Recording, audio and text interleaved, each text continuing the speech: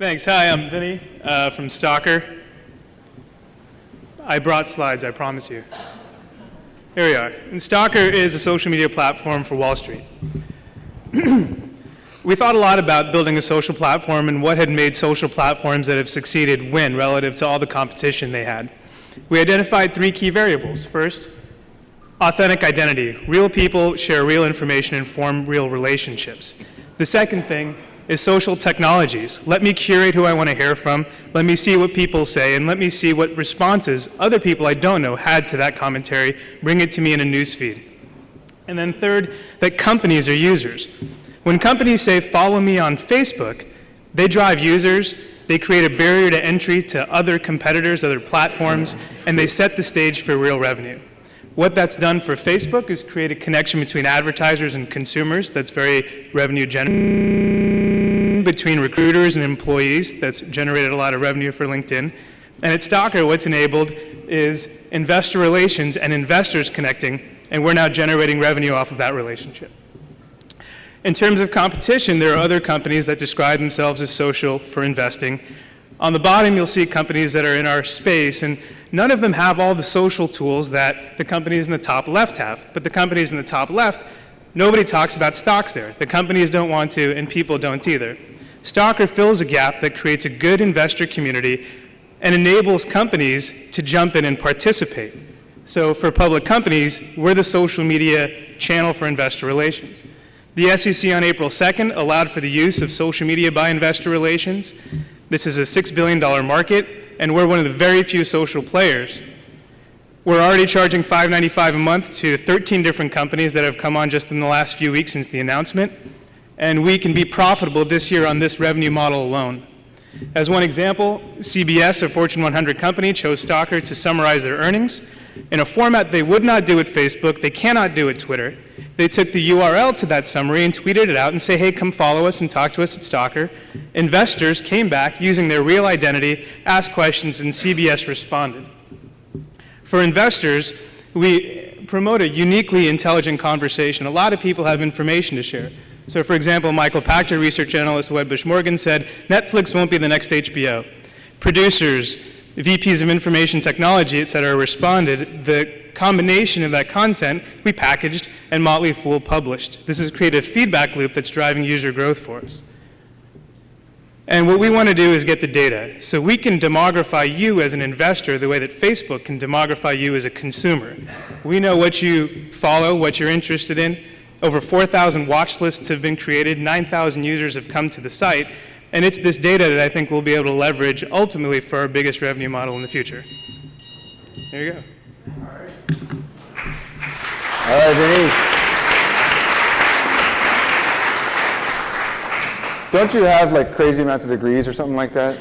I have more degrees in Phoenix in summertime. Yeah, he does. So anyway, so let's start with this then. Eric, feedback, question for later.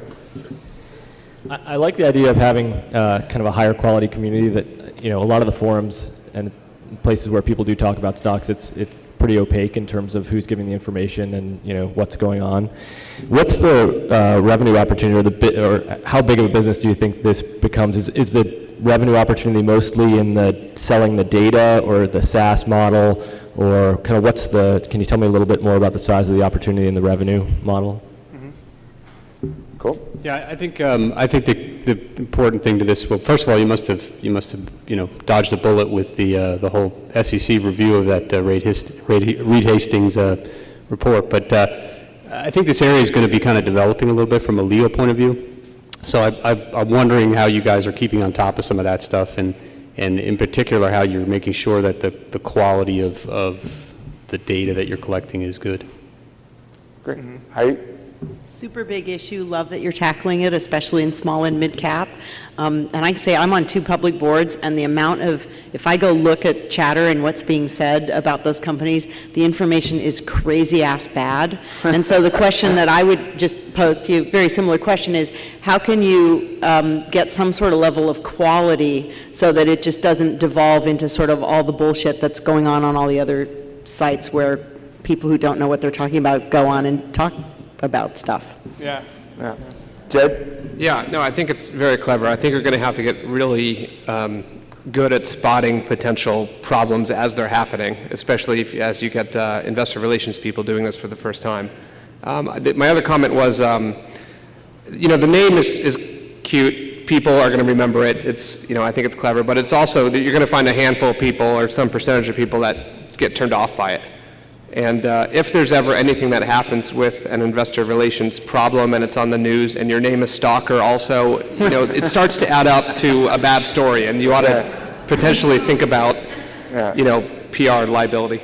Yeah, that's a good point.